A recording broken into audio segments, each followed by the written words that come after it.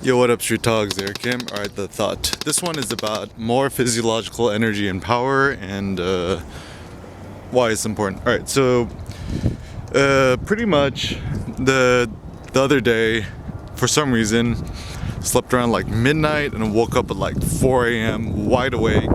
And did a little creative work in the morning, which is good, but for the rest of the day, I essentially felt like shit. And it just made me think, like, man, I think for me at least, what I really truly desire is just to have the maximum amount of like physiological energy and power possible. And that's why I prioritize my sleep, my nutrition. I don't take any downers. I don't drink alcohol. I don't smoke weed. Not that they're moralistically bad, but for me, they're physiologically bad, for at least for me. And also, this is why I'm really into powerlifting. For me, the adrenaline rush that I get from powerlifting is like, it's like one of pure euphoria and ecstasy and joy. And so that's why I like it. And anyway, so yesterday, slept a little earlier, like maybe like 10 or 11 or something. Woke up today at like noon. So I actually do feel pretty recharged. I'm still kind of waking up.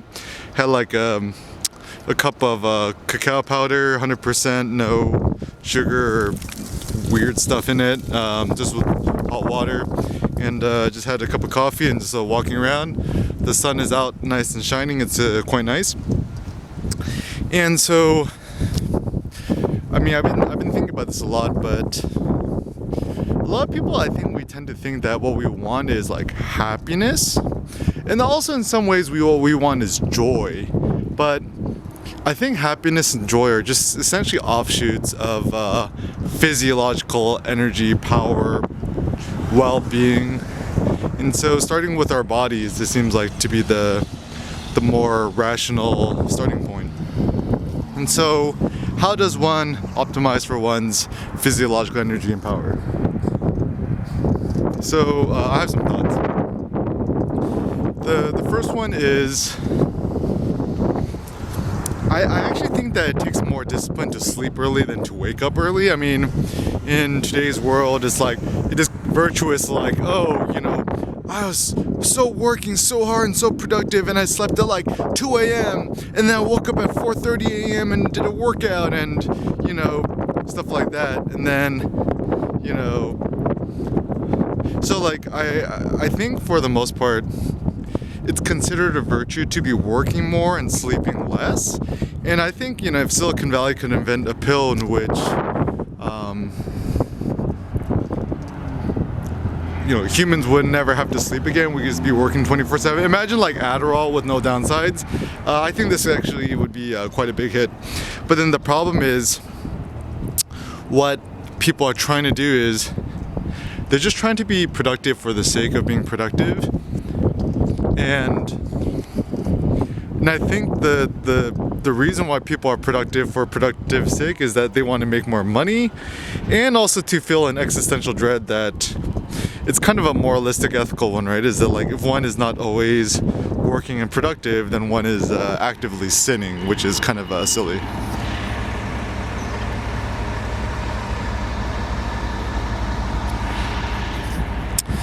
And so for me, like, more than just kind of working for money's sake, I think creative work is a much more honorable and interesting pursuit, in which we focus on creating your artistic health and your artistic productivity and creation.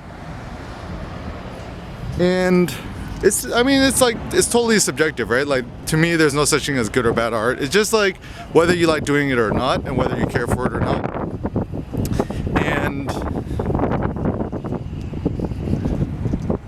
And so some simple ways to, feel physiological better. I mean, one of Cindy's friends has a funny tip, is that like, Netflix is the best to watch immediately when I wake up. And actually, the funny thing is, I actually do agree to this sentiment, because if you watch Netflix or any movies or TV shows late at night, it stimulates you, so it's impossible to go to sleep, right?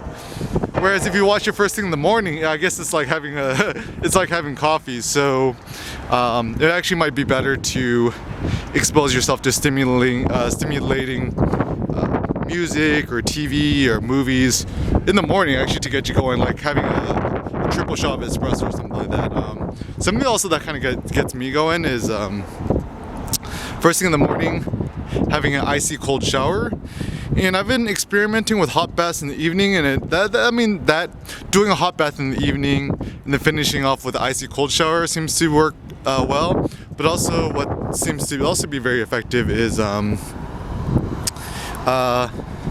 like, let's say it's like you just ate dinner, it's like 9:30 or whatever.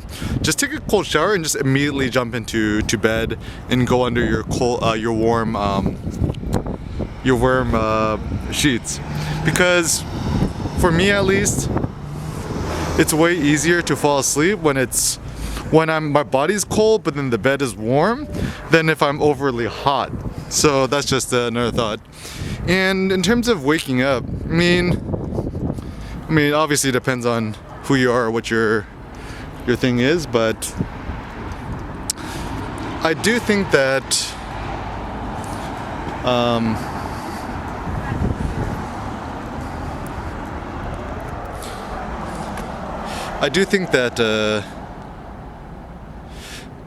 to be able to wake up without the agency of an alarm clock is obviously a good thing. So,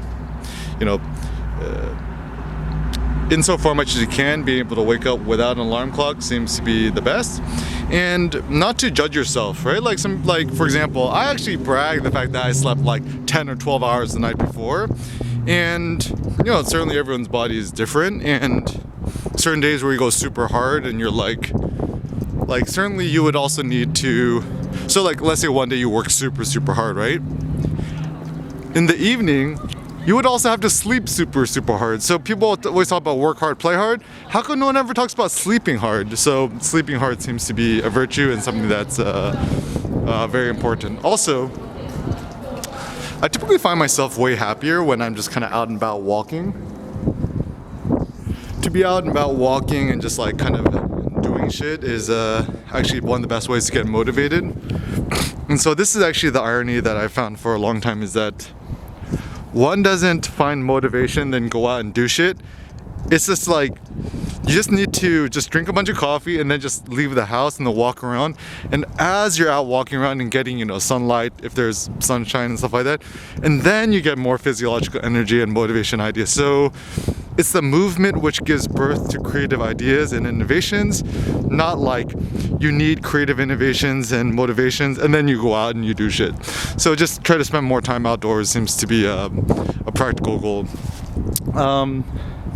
And so if you're watching this, I might assume that you're a photographer or you're some sort of creative person. And if that's the case, the hard thing is we're always trying to look for motivation or inspiration to make new photos or do more creative work. So how does one do that? Once again, like insofar much as you can, just spend as much time humanly possible as outdoors. I've been philosophizing about like what's the point of a home and stuff like that.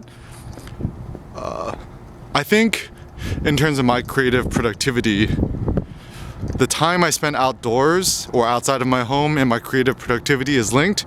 The more time I spend at home, the less creative or inspired or motivated I am. So, for me, better to think of a home and like kind of a storage unit and a place to sleep and have coffee, rather than a place to be at home all day. So unfortunately, a lot of us are doing work from home, but I think one could also be creative. Let's say you're doing Zoom calls at home, whatever, just walk around the block as much as possible. And if you got a car, just walk around as much as possible too. And I think that seems to be much more interesting. Also another thought too, this is in praise of living in these luxury condominium buildings. The nice thing about, like, especially if you live in like a cold region area, I'm a huge fan of these like luxury condominium places where essentially it's like indoor outdoor public, pseudo public space where, you know, you, let's say you go to the building's gym, you can meet some, you know, other tenants, chat with them, or even walk around the complex if it's too cold outside. And so I think that's also going to be a brave new future. Like, honestly,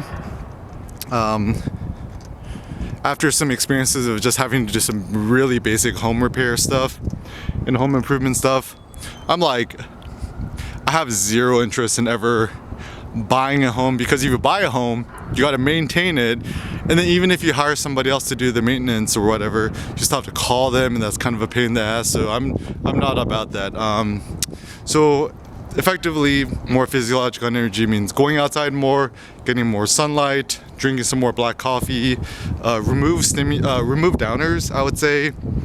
You know, alcohol, weed, I mean, once again, nothing wrong about it, but if you want more physiological energy and power, I think these things tend to hold us back. More black coffee, more water, green tea, cacao powder seems to be good solutions. More sunlight, more human interaction, and more sleep.